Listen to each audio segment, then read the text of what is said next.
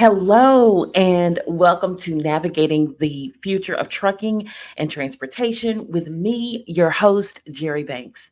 On this show, we talk about all things automation, all things autonomy, and new technology entering into the trucking and the transportation industry. I share traditional truck driving jobs as well as jobs in the autonomous sector, where you can take your current skills and combine them with new skills that you attain and become a game changer for someone's company. And then lastly, on the learning lane, I share actionable tips that you can use right now to help you upskill and reskill and prepare for the new future that our industry is moving into. If you're new here, welcome. Do me a favor and just take a few moments to subscribe to the channel, turn on the notifications so that you never miss an opportunity when I go live. Today's show is filled with a lot of information, as it always is. But today, I want to, some of the things I'm going to talk about. I'm going to talk about and share an article about Clay County. It's a county in Florida that is considering autonomous buses for their city transport. I'm going to share that. I'm going to share a job in the autonomous sector. So I talk about, because we're a recruiting agency, I talk about traditional truck driving jobs. And then I also share autonomous jobs in the self-driving sector of trucking. And so I'm going to share that, but I'm specifically going to highlight and focus on the desirables, what they're looking for in an individual that's interested in this type of position. And then lastly, in the learning lane, and I want you to stick around because in today's learning lane, I'm going to talk about the downgrading of Class A CDLs to a Class C. So this is drivers that have had a violation in the clearinghouse. It's coming to pass. I did a video in October of 2021 of the second rule that the FMCSA released, and it's coming to pass. So I want you to stick around so that you can learn about, and if you've ever had a violation, if you're prohibited in the clearinghouse, you definitely need to be there because I'm going to share what is going on and how you need to ensure that your license does not get downgraded to a Class C CDL. We'll get started as soon as I come back. I'm Jerri Banks. Our agency focuses on driver recruitment and driver education. We focus on helping drivers and preparing them for the future of trucking and transportation as autonomous vehicles and automation enters the industry. Our goal is to ensure that you are equipped with the skills that you need to be successful in this new way of life. So make sure you connect with me across all of my platforms, Jerri Banks, Autonomous Trucking. I look forward to connecting with you. Welcome back. Welcome back. Look, make sure you are connected with me across all of my social media platforms. I share tips, tools, news, information, business tips if you're a business owner, and tips for your career. Let's get right into it. I want to share an article, and this article is from Action News Jax, and this is out of Jacksonville, Florida, and it's about a county in Florida. And this county, it's Clay County, and they are considering allowing autonomous or self-driving buses in an effort to expand public transportation options. And so there's several areas that the county is looking to bring these vehicles. Two of those areas are off of Wells Road and College Drive, and they're saying that they have a significant population that is in need of transportation due to the geography, it being spread out. And so they've also got a big elderly population and a big retired military population. And so they're saying that they have issues providing their own transportation. This demographic has issues providing their own transportation. And so earlier this month, their officials there, they went up to Orlando to speak with leaders from the autonomous company called Beep. And we've talked about Beep here on the show before. Here in the article is right there, and that's an example of the type of autonomous or self-driving bus that they would be considering. And it may be a little bit larger than that, but that is the bus that they have had in the article. Now, they're considering, again, using these types of autonomous vehicles that don't have an operator on them, that drive themselves, to help to expand public transportation. Now, also in the article, and I'll link the article below, because the news article talks about how they uncovered an engineer who's raising red flags about their plan, the Jacksonville Transportation Authority's plans to bring these autonomous vehicles in the downtown area. The project is called Ultimate Urban Circulator, or U2C.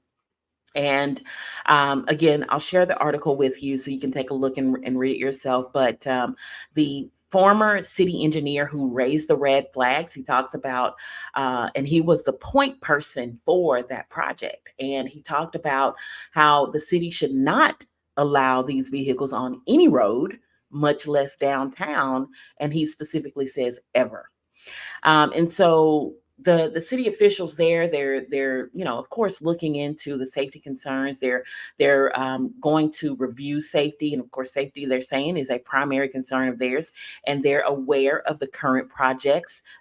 There's other projects of autonomous buses or vehicles in the region, and so they're saying they're aware of those concerns, and they're doing their due diligence.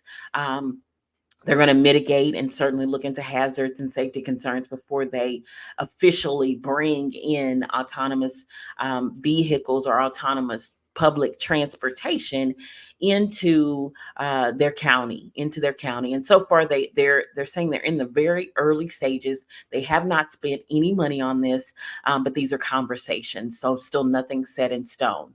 But I share these types of articles so that you can see that the conversation is being had.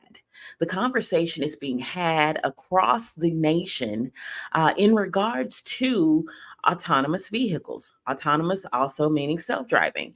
And there's so many self-driving software developers that are out there, more than Tesla. We always hear and talk about Tesla, but Tesla is just one of them.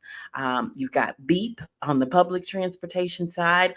What we talk about a lot on the semi-truck side in the trucking sector is Aurora Innovation, and I'll talk about a job opening that they have here shortly. We talk about Kodiak Robotics, who's been testing self-driving semi-trucks on the roadways and developing them since 2018, who currently has trucks on the roads operating between Houston and Dallas and El Paso, and Dallas and Atlanta. A lot of these companies are operating already. And so it's important that you're aware. It's important that you know the companies that are out there. And I wrote an ebook, and this ebook, it's a free download. I want you to definitely check it out. I'll drop the link here in the comments. But this ebook, it gives you a good idea, an overview of who the companies are, where they're operating. It's right here below if you want to download it.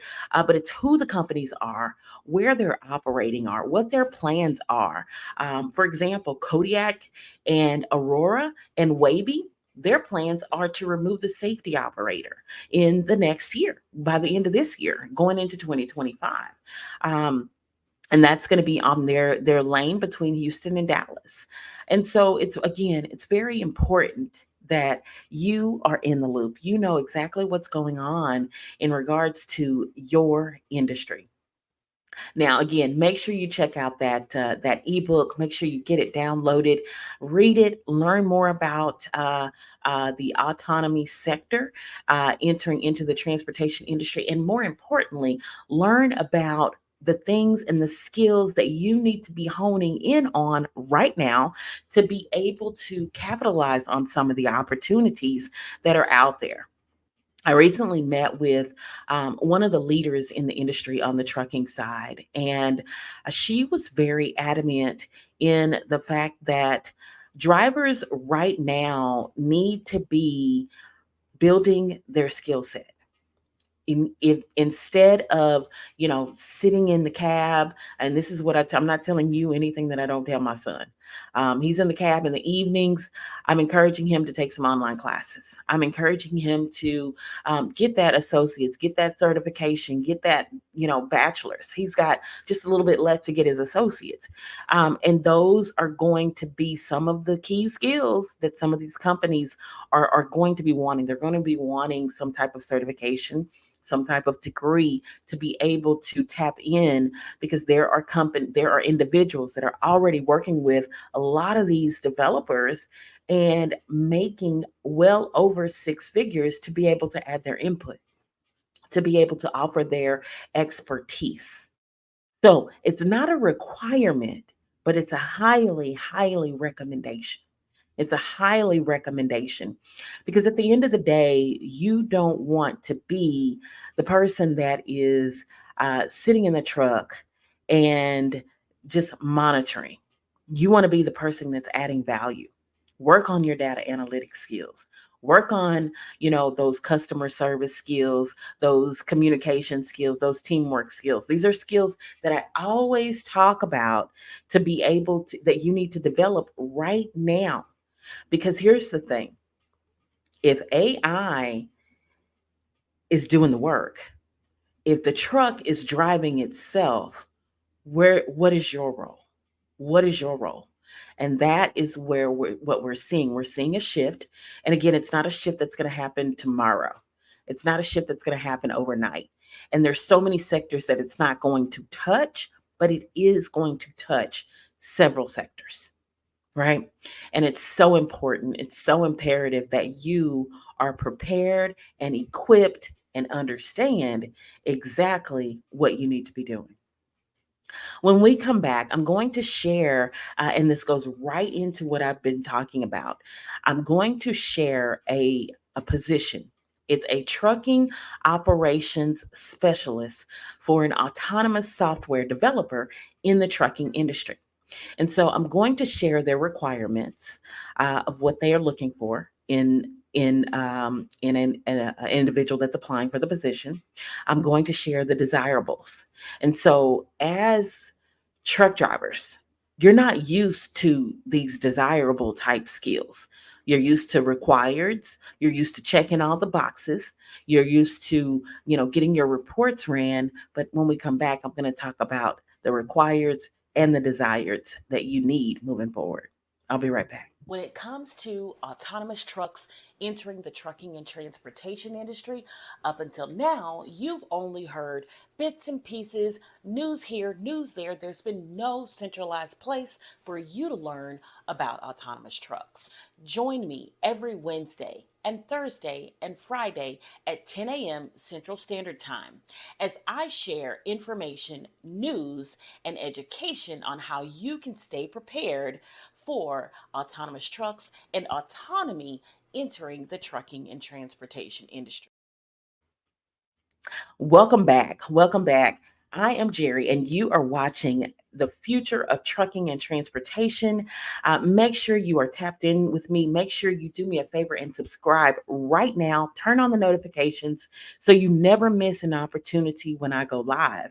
And also, I am across all the social media platforms, dropping information, sharing gems and knowledge. So make sure you are tapped in with me across all of my social media platforms. Moving right along in the show. But before I do, I want to say hello to everybody on TikTok. Today I'm live on TikTok. Hello, TikTok. Thank you guys for tapping in. Look, I'm either live on TikTok or Instagram across the show in the mornings, and then sometimes in the evenings I'm on live on one of those platforms as well. So make sure you are tapped in, you turn on notifications so you never miss an opportunity when I go live. Let's get right into it. Let's talk about this position. It is a truck operations specialist. And this position is actually with Aurora Innovation. And Aurora is um, autonomous self-driving software developer, and they claim that they are making self-driving delivering the benefits of self-driving technology safely, quickly, and broadly to make transportation safer, increasingly accessible, and more reliable and efficient than ever before. And so they have what they call the Aurora driver. And so this is a self-driving system, and it's designed to operate in multiple vehicle types. So it's not just designed to operate in a semi truck. It's not just designed to operate in a semi truck. It's designed to operate in passenger vehicles. So we'll be able to upload this software into our cars. It's designed to operate with ride hailing software. So like Ubers and robo taxis and things like that. Aurora is working with industry leaders across the transportation ecosystem. And so these industry leaders are, and you know them all. You may be working for some of them.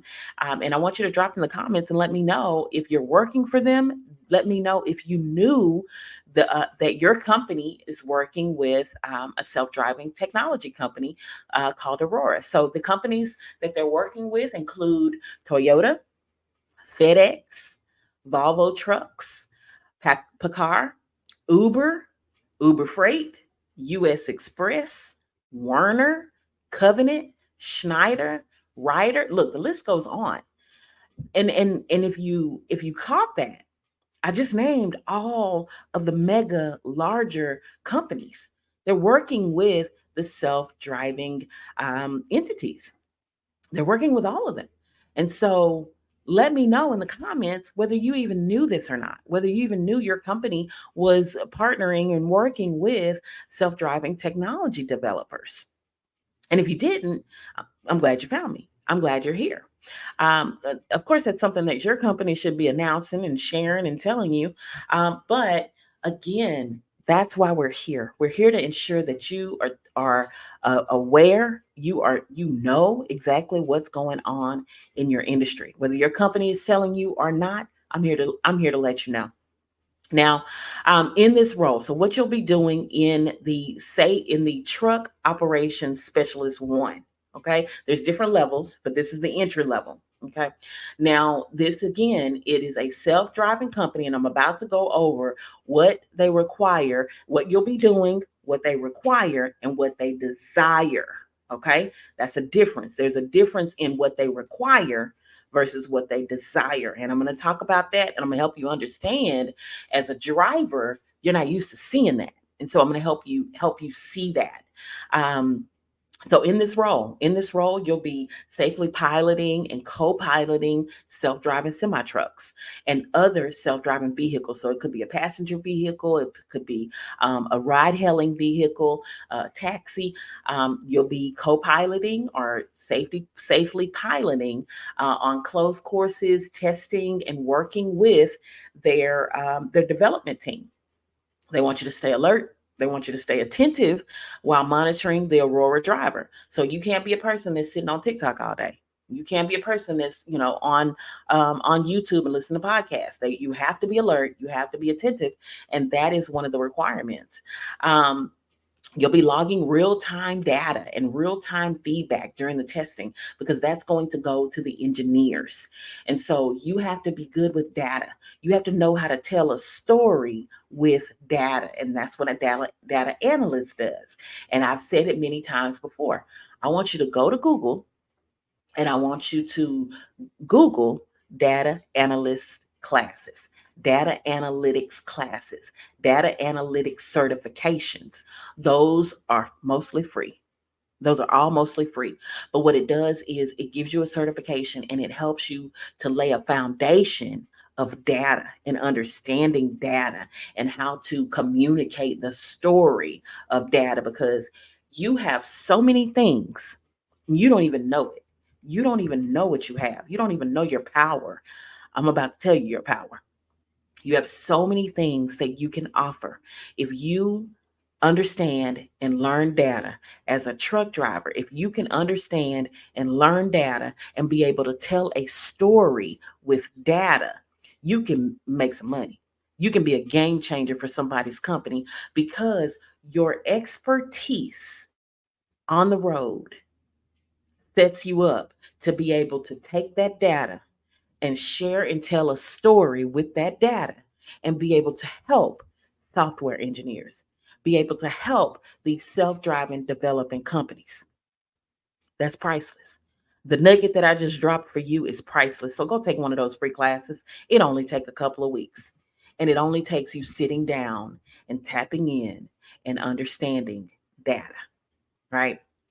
Um, Demonstrate positive impact at Aurora is what they want you to do. They want you to stay up to date on knowledge about how their self-driving technology works. They want you to understand the daily software that you use. They want you to understand the operational changes.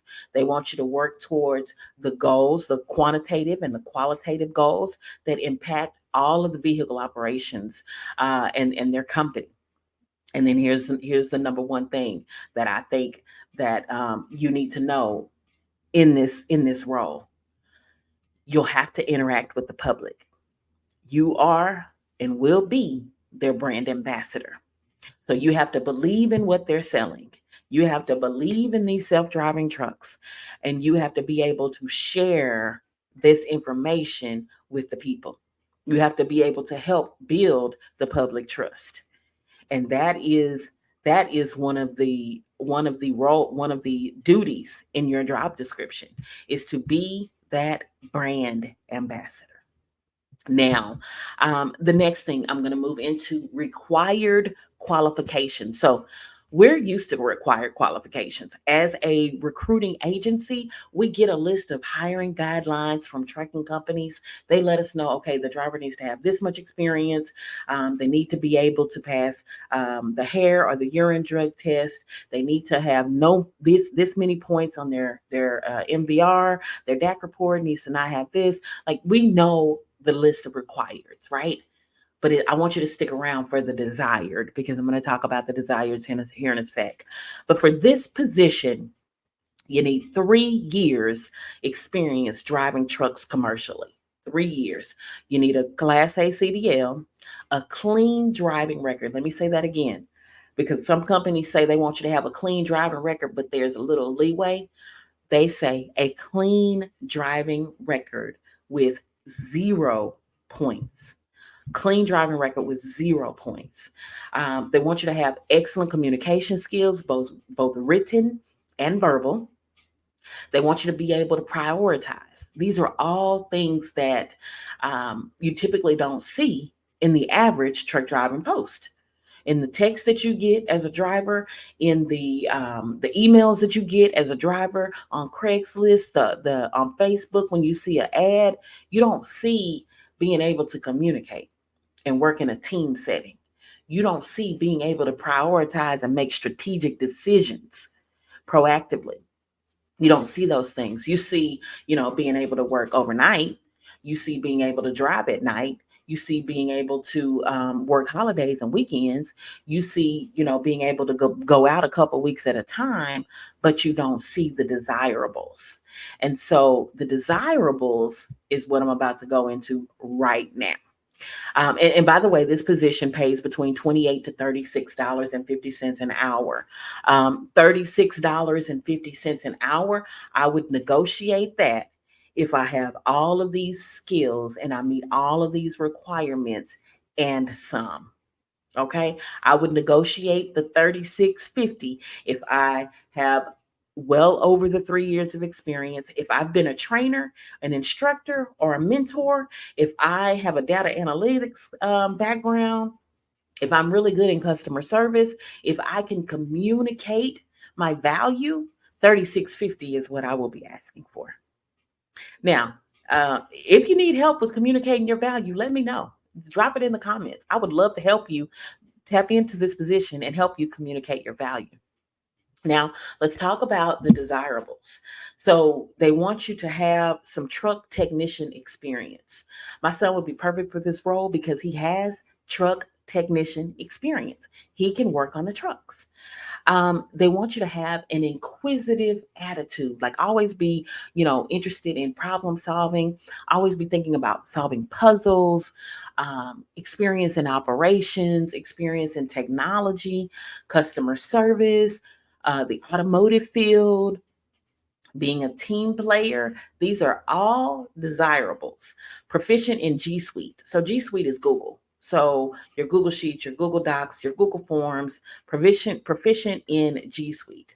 And then interest and aptitude for technology skills. So like gaming, Adobe, apps. Um, Again, that hourly wage range, and this is another thing. As a truck driver, you typically don't get paid for an hourly, you don't get an hourly wage. And that's one of the things that I know drivers have been over the years very, very uh, adamant about advocating for, is getting paid for all the time that you work. So you don't get paid when you're fueling, you don't get paid when you're sitting at the shipper waiting to get unloaded. In this position, it is an hourly pay. Again, the entry level is $28, but if you meet all of those required and desireds, it's $36.50. And so it says that Aurora's pay ranges are determined by role, by the level, and by the location. And so again, their starting base pay will be determined based on factors including job related skills, experience, qualifications, relevant education or training, and market conditions. And it says that the ranges could be modified in the future. So you would also be eligible for an annual bonus, equity compensation, and benefits. So this is all on their website. I'll drop the link to their website here in the description box. Make sure that you check it out. And the website's right there, Aurora .tech. That is their website. Now, when we come back, I'm going to share and talk about the downgrade of Class A CDL license holders and commercial learners permit holders that are in prohibited status. I'll be right back. I'm Jerri Banks. Our agency focuses on driver recruitment and driver education. We focus on helping drivers and preparing them for the future of trucking and transportation as autonomous vehicles and automation enters the industry.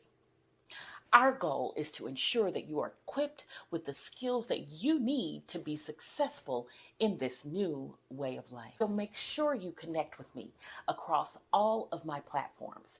Jerri Banks, Autonomous Trucking. I look forward to connecting with you. And welcome back. Welcome back. Now, make sure you're connected with me across all of my platforms. Make sure that you are subscribed to the channel, you turn on notifications, and download us on all of the podcast platforms.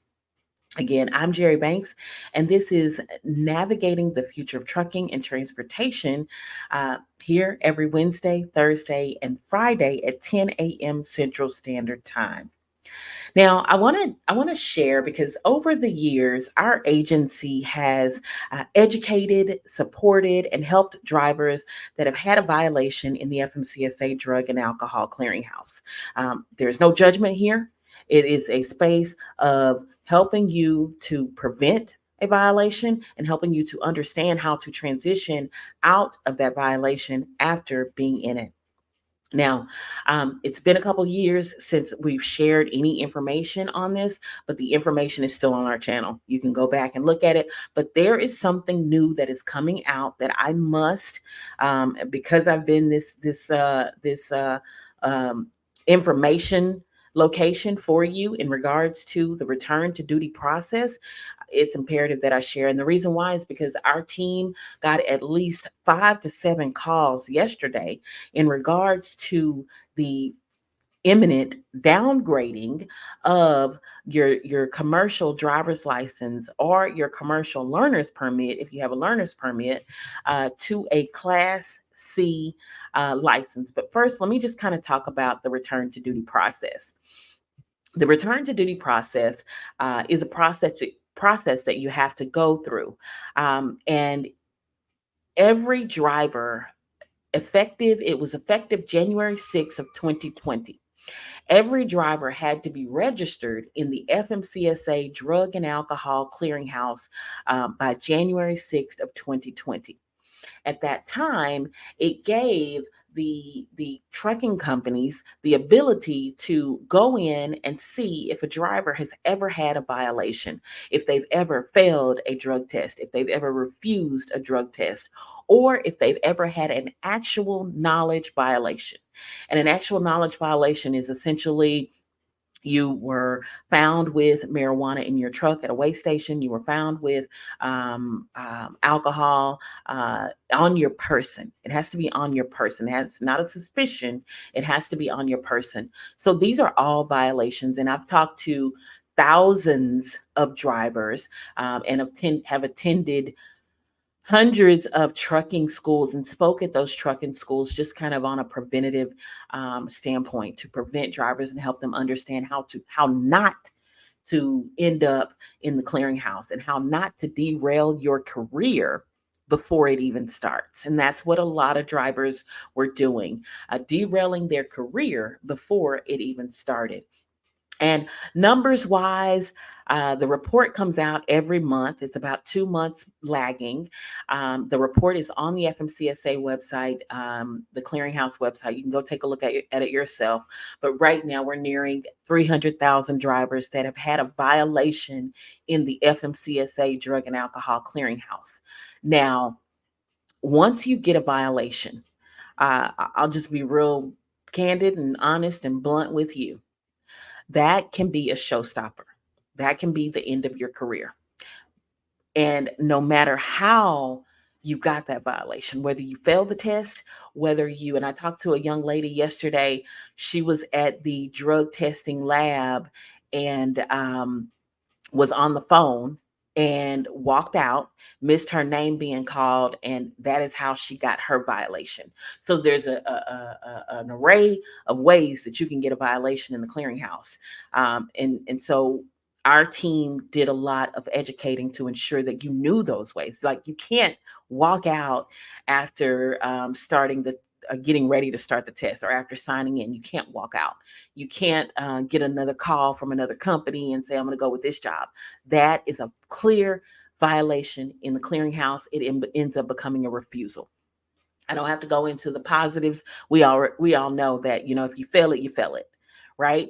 And so over the years, we've shared information about this. And so again, the return to duty process, after you get a violation, you have to go through a 6-step process. The first step is you get the notification that you have a violation. You have to find a SAP. And my recommendation is to find a reputable and trusted SAP that is out there, because I've had some horror stories on SAPs as well. In our network, we do have a few trusted SAPs that we work with. If you reach out to our team, if you're in need of a SAP, I can definitely point you in the right direction. But again, we have had some horror stories. So you want to make sure your SAP is in the clearinghouse. Your SAP is reputable. Your SAP does not take your money and run and you never hear from them again, because the SAP cost is not cheap. It's anywhere between $450 to I've seen $800 to $900. And so it just depends on what your SAP charges and what your situation is. Now, step 2, after you have sent the request, you found a SAP, you sent the request over, you designate a SAP. That they're going to designate you. They're going to accept your request. So at that point, they do an initial evaluation of the driver, ask questions. It's typically virtual. There are some SAPs that still do in person, but the FMCSA a few years ago, after COVID, allowed for a permanent virtual session for the SAP. So you can use a SAP anywhere in the United States. After the SAP does the initial assessment, in steps 2, 3, and 4, they're all managed by the SAP. In steps 1 through 4, you are unable to operate and perform safety sensitive functions, you have to sit down. You cannot drive a truck. If you get caught driving a truck, it's going to be even worse for your license, because the FMCSA is doing everything in their power to keep the roadways and the motorists safe on the roadways. So you must not drive a truck in steps 1 through 4. Now, after the SAP does their initial evaluation, they, ask questions. They determine the severity of your situation. I'm not a SAP, so I'm not qualified to say what all goes into that. But I do know that the SAP will determine what your treatment plan will be. They will determine whether you need to take online classes, whether you need to do group coaching, whether you need to do in-house therapy, whether you need to go to a treatment facility. They will determine that during the questioning and the initial assessment. Once you have completed all of the required treatment plan that the SAP sends you for, the SAP will typically, if they're a good SAP, they're typically going to send you to take a non-DOT urine test. You want to ensure that I've seen drivers that have got a violation, and typically a lot of these are new drivers coming into the industry and not really sure. They didn't hear me talking to them at their truck driving school. They didn't get my message, so they're coming into the industry and they're really eager. They're so eager to get their Class A CDL, and they're ready to go, and they get their CDL, and they're graduated. They have the graduation celebration with their family, and then the next thing they do is they go apply for a company. Well, everybody has a past. Everybody had a life maybe before they got in the truck, right? Or before they wanted to become a truck driver.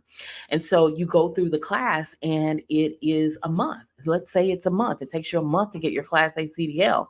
Well, if you were partaking in extracurricular activities before you were a truck driver, then that may still be in your system. And so what we found was, which is why we started preventative and stopping it before it became a problem for the driver. And so what we found was that drivers were failing at their very first job opportunity. So they would get out of school, they would go to a company, and they would fail the drug test. Or they would get out of school and they would go to a company, and then they would get a refusal because they had another company that was better. And they was like, well, I'm going to go to this drug test and I'm going to leave, but I'm going to go to this other one because it's a better job. And so they would get a violation. And at that moment, it's a career stopper. In trucking, it's a career stopper, a violation in the clearinghouse. And so many individuals were at this place, almost 300,000, over 250,000 drivers. And so that is step 1, 2, 3, and 4. You've got the violation. Now you've gone through the SAP. Now the SAP has said you've done everything. You've checked all the boxes. Now you're determined eligible for the return to duty test. That means that you can go and find an employer to send you to take the return to duty test. But here's where the challenge was. And at this time, our company, and no other company that I know, is hiring any driver that has ever had a violation in the clearinghouse. And so that is where the ball stopped. That is where the buck stopped. And so you had drivers leaving the industry and still sitting in prohibited status. And so when I say still sitting in prohibited status, that means that they cannot operate a truck because they do not have anyone to take them out of that prohibited status. And so they decided to go do something else. I've had drivers tell me, hey, I'm working at the plant. Hey, I went and got my plumber's license. Hey, I'm an electrician now.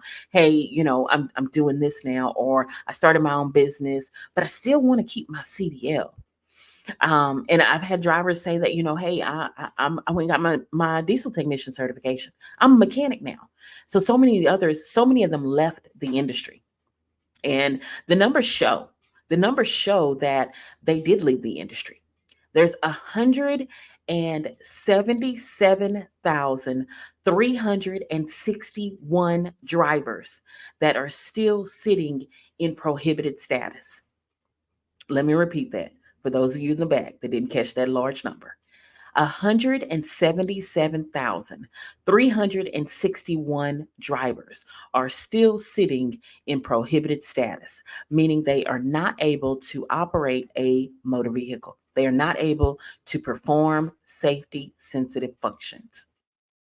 Well, effective November of 2024, all 177,361 drivers stand to get their license downgraded.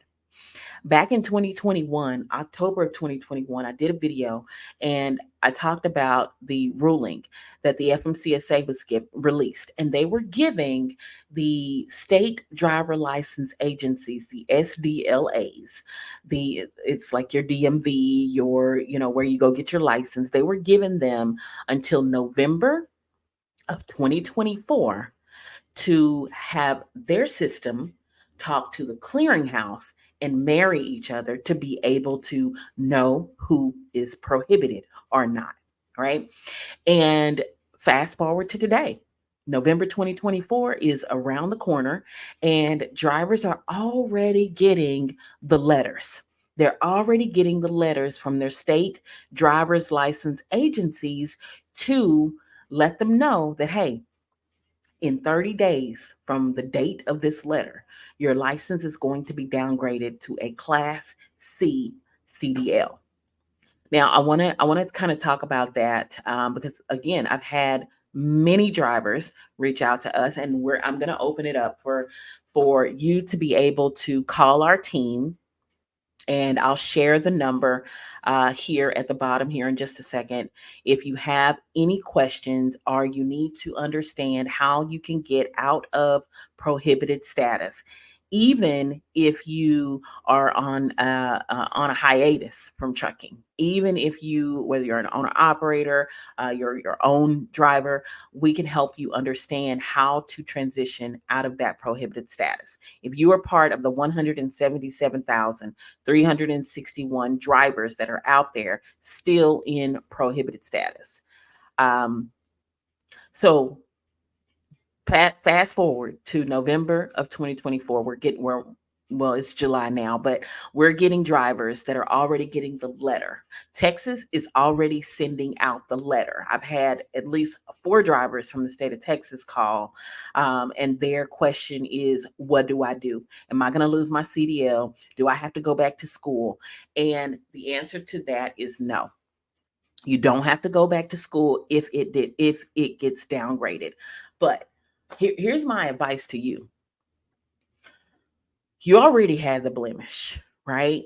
You already have the blemish, which is the blemish on your career, which is the violation.